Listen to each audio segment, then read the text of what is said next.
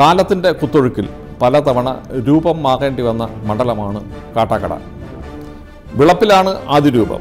നേമം, നെടുമങ്ങാട്, നെയ്യാറ്റിൻകര മണ്ഡലങ്ങളുടെ ചില ഭാഗങ്ങൾ കൂട്ടിച്ചേർത്താണ് 2011 ഇപ്പോഴത്തെ കാട്ടാക്കടയ്ക്ക് രൂപം നൽകിയത്.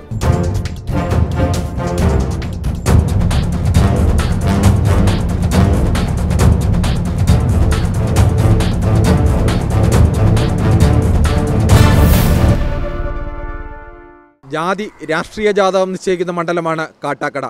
പക്ഷേ ഇക്കുറി കടുത്ത രാഷ്ട്രീയ പോരാട്ടത്തിനാണ് മൂന്ന് മുന്നണികളും ഒരുങ്ങുന്നത്.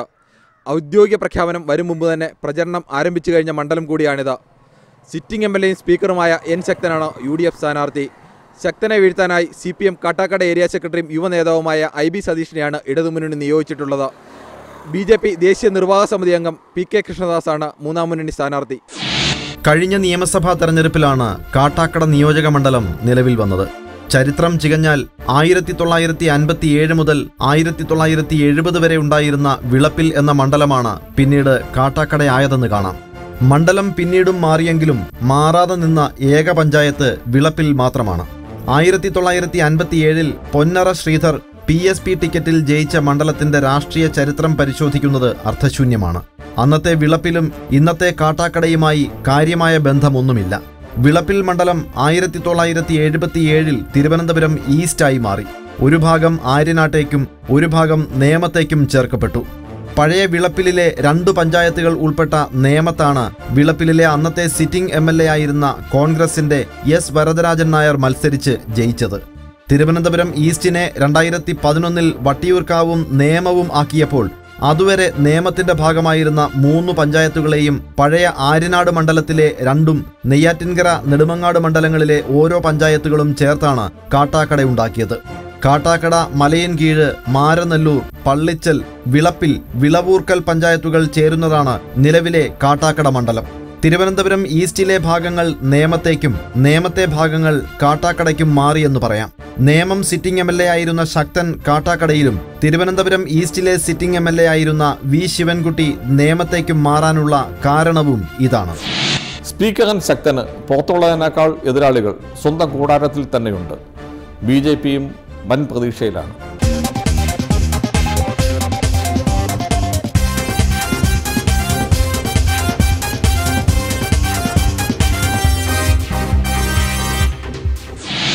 നാടാർ, നായർ, ഈഴവ, ദളിത്, മുസ്ലിം എന്നതാണ് മണ്ഡലത്തിലെ ജാതിമത മുൻഗണനാക്രമം.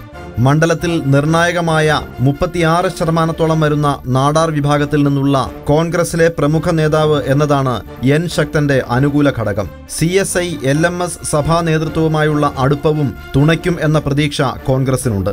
എന്നാൽ ഇതിനെതിരായ മറ്റു സമുദായങ്ങളുടെ വികാരവും ഇവിടെ ശക്തമാണ്. രാഷ്ട്രീയത്തിനൊപ്പം ജാതിയും തെരഞ്ഞെടുപ്പിൽ നിർണായകമാകുന്ന മണ്ഡലമാണ് ഇത്.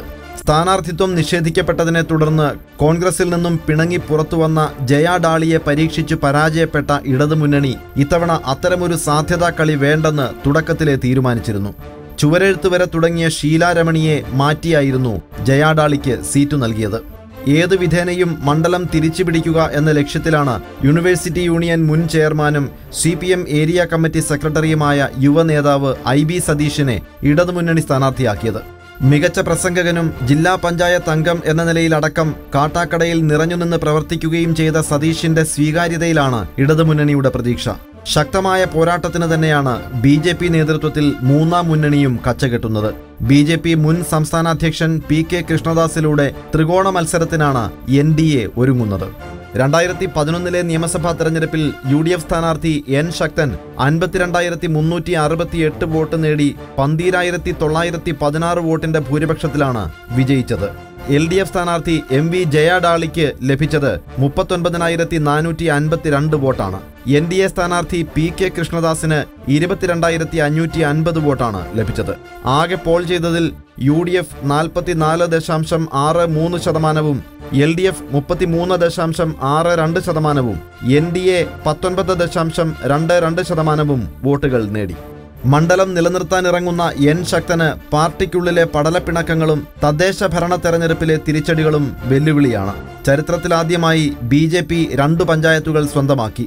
വിളവൂർക്കലും മാരനെല്ലൂരും. 6 പഞ്ചായത്തുകളിൽ 3 ഇടതുമുന്നണി കൊണ്ടുപോയപ്പോൾ UDFന്റെ വലയിൽ കുടുങ്ങിയത് കാട്ടാക്കട മാത്രം. ഭരണനേട്ടങ്ങളും ജാതിക്കാർഡും പഴയതുപോലെ ഫലിക്കുന്നില്ലെന്ന തോന്നൽ ശക്തമാണ്. കഴിഞ്ഞ നിയമസഭാ തെരഞ്ഞെടുപ്പിൽ 22,550 വോട്ട് നേടിയ BJPക്ക് 2014 ലോക്സഭാ തെരഞ്ഞെടുപ്പിലെ വോട്ട് വിഹിതം 18,811 ചുരുങ്ങി. എങ്കിലും BJP വോട്ടിനൊപ്പം BDJS വോട്ടുകൾ കൂടി ചേരുമ്പോൾ വിജയം കയ്യെത്തും ദൂരത്താകുമെന്ന പ്രതീക്ഷ NDA ക്യാമ്പിനുണ്ട്. ലോക്സഭാ തെരഞ്ഞെടുപ്പിൽ അല്പം ഇടറിയെങ്കിലും തദ്ദേശ തെരഞ്ഞെടുപ്പിൽ കളത്തിൽ കാലുറപ്പിക്കാനായെന്ന ആത്മവിശ്വാസത്തിലാണ് ഇടതുമുന്നണി. ജാതിക്കപ്പുറം രാഷ്ട്രീയ ചർച്ചകൾ ഉയർത്തി മണ്ഡലം പിടിക്കാനാണ് ഇടതുമുന്നണി ശ്രമം. കാട്ടാക്കടയ്ക്ക് താലൂക്ക് പദവി നൽകാനായതും മണ്ഡപത്തും കടവ്, പേയാട്, വടവൻകോട്, പാലിയോട് എന്നിവിടങ്ങളിലെ പുതിയ റോഡുകളും കാളിപ്പാറ കുടിവെള്ള പദ്ധതിയും വോട്ടാകുമെന്ന പ്രതീക്ഷയിലാണ് ശക്തൻ. വികസനമുയർത്തിക്കാട്ടി വിജയം ഉറപ്പിക്കാനാണ് UDF ശ്രമം. കാട്ടാക്കടയ്ക്ക് മുനിസിപ്പൽ പദവി നൽകുമെന്ന വാഗ്ദാനം നടപ്പായില്ല. താലൂക്ക് വന്നെങ്കിലും എന്തിനും ഏതിനും തൊട്ടടുത്ത മണ്ഡലമായ അരുവിക്കരയിലേക്ക് ഓടണമെന്നതാണ് സ്ഥിതിയെന്നും ഇടതുമുന്നണി പറയുന്നു. റവന്യൂ ടവറും അരുവിക്കരയിലാണ്. കളിയിക്കാവിള 4 പാതയുടെ നിർമ്മാണം കാട്ടാക്കട മേഖലയിൽ ഇഴഞ്ഞു നീങ്ങുന്നതും ഇടതുമുന്നണി പ്രചാരണ വിഷയമാക്കുന്നുണ്ട്. റബ്ബർ വിലയിടിവിന്റെ പേരിൽ കേന്ദ്ര സംസ്ഥാന സർക്കാരുകൾക്കെതിരായ വികാരം ശക്തമാണെന്നും ഇടതുമുന്നണി കരുതുന്നു.